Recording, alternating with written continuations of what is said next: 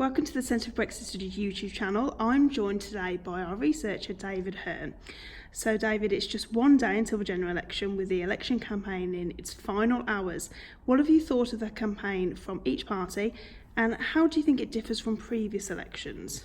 I think to a large extent the election campaigning has almost been superfluous. People seem to have made up their minds how they're going to vote. We haven't seen the same shift, I think, in the opinion polls that we did in 2017. We've seen much more consistency over time. Part of that, I think, is just the impact of 4 years of fairly constant media drumming into people either one way or another how they sort of see the various leaders. So that's a large part of it. I think most people are not particularly enamoured with any of the major party leaderships. So it will be interesting to see what happens going forward. So what can we expect from the turnout tomorrow? All of the indications that I've seen suggests that turnout should be reasonably good. I think we hopefully will be looking at something in the region of 70%. Above that would be good. I think we probably won't see the turnout figures of the early 1990s and earlier. And we won't see the same kind of turnout that other European countries get. More is the pity, I have to say. Yeah, turnout should be reasonable. The real question is over youth turnout, and it's entirely possible that youth turnout could decide this election one way or another. So what can we expect the Tories tomorrow? Well, I think Boris Johnson has been pretty clear, pretty consistent in terms of his message this election. It's basically been quotes, and I quote him, "Get Brexit done," unquotes. Now, the fact that that statement is ultimately fairly fallacious, it's a fallacy to think that we can get Brexit done in any meaningful sense by the end of January. It's complete nonsense. The reality is that the moment a withdrawal agreement is agreed, the hard work of negotiating some kind of future relationship begins, and that's just a fact. That's how this process works, and that's how this process will continue to work. So assuming a Conservative majority, and it does look likely after the 12th, I think we will see Brexit continuing to dominate the political agenda for some time to come. So in terms of the Conservatives, I see that as being our most likely sort of course moving forward. Okay, so how do you expect Labour to do? Again, it's difficult to say. I think a huge amount will depend on two factors. One is the youth vote, how much young people will turn out. It's worth pointing out here that a lot of young people are not actually that young.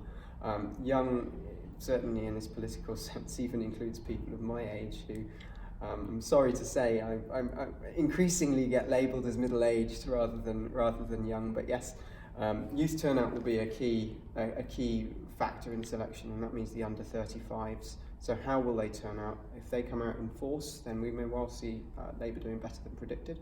The same goes for tactical voting. So any increase in tactical voting is likely to benefit Labour. It will be very interesting to see how much that happens, and that will ultimately, I think, determine whether we get a Conservative majority or not. And what can we expect from the Lib Dems? I think the Liberal Democrats have had, I can only say, a poor election campaign. That's not to say that they haven't done a good job on the campaign trail. I'm not in a position to make a judgment one way or another on that, but simply to say that actually they've seen a fairly consistent erosion of their vote share, at least according to polling data, as the campaign has gone on. They're a long way from some of their recent highs in terms of their vote share. They're far behind how they did their precursor did in 1983, and even behind how well Nick Clegg did in 2010, in fact quite a long way off that. So if polls are to be believed, the Liberal Democrat vote has got squeezed in recent weeks. That's not too surprising, I think, in most constituencies. If you're in a Tory Labour marginal, or even a not so marginal, it doesn't actually make much sense to vote for a third party. You would expect, I have to say, to see the Liberal Democrats pick up rather more votes in Lib Dem Conservative marginals, but that does not seem to have happened to a sufficient degree to really give them a bounce. So is there a real possibility of a hung parliament? I'd never say never. These things are not impossible. In fact, in some ways, it would almost be more of a reflection of the will of the people, if you'll forgive me using that phrase, than any other outcome, because from talking to people around and about, all I get is a pox on all your houses. Really, people are very, very negative about all politicians in this campaign. They're very negative about all possible candidates for Prime Minister. So in some ways, a hung Parliament would almost reflect that rather well. I don't think it's likely. I think ultimately, more likely than not, we will see a Conservative majority on Friday.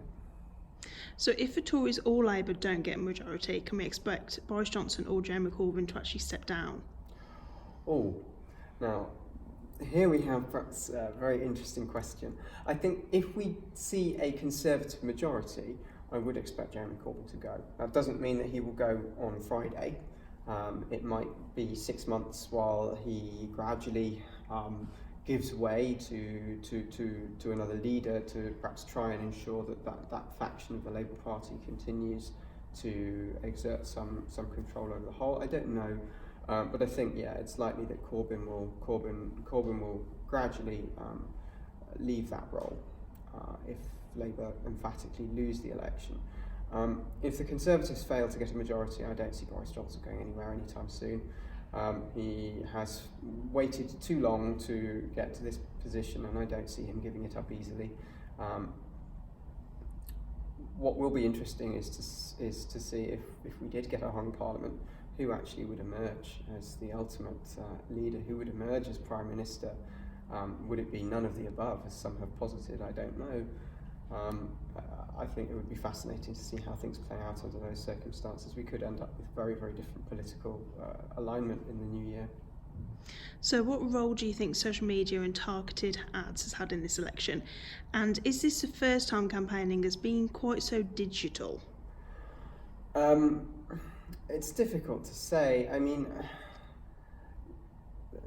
certainly social media is going to play more of a role than it has done in the past, simply because social media didn't exist in the past. You know, if you look back 20 years, social media simply did not exist in the way it does now. If you look back even to the first election that I voted in 2005, Facebook was a platform that only university students were allowed to use.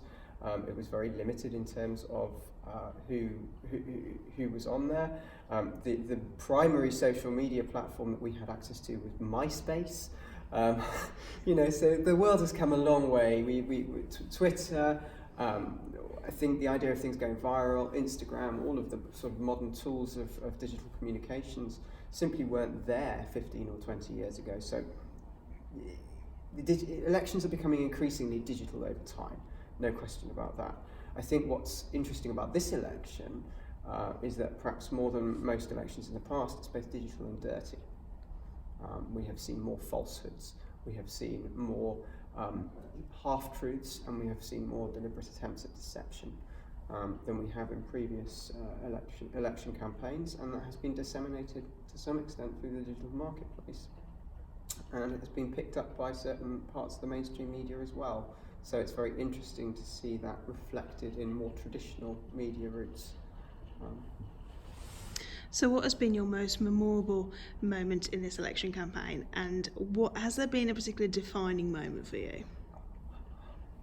I mean, there's been a handful of moments where I've thought that the impact of that could be significant. As I say, I think the thing that's jumped out at me is how dirty this campaign has been.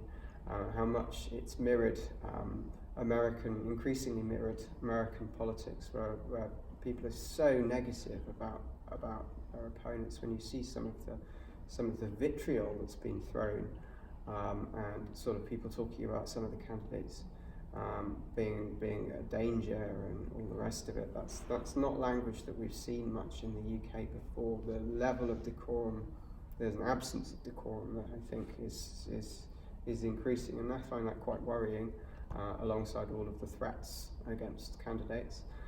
In terms of memorable moments, mostly they're fairly traditional memorable moments, just as Theresa May perhaps had her Grenfell moment, albeit not in the election campaign, where she came across as robotic. So Johnson has had the difficulty of seeing a photo and refusing to look at it because it showed him something that he might not like to see, and that might not reflect well on his government, or at least its predecessors. That's a big thing, I think, and we've obviously seen some quite savage attacks from members of both parties, former members of both parties, on their leaders.